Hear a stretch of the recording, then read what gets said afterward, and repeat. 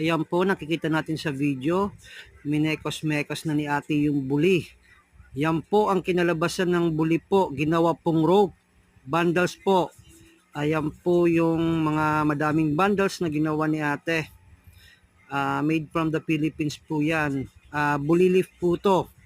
Ito po ay natural. Yan po is bleach po. Ito po ay bleach, puti. Yan po ay sun dry or natural color po na tinatawag namin dito sa probinsya namin. Kung makikita nyo po, ayan po, yung pong isa is made from bakbak. Ito po is made from buli. Yan na po, yung produkto po, basket po ang ginawa natin.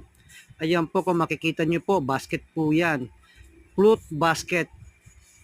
Ayan po, ang ganda po ng kinalabasan niya. So, yan po ay gawang Pinoy po.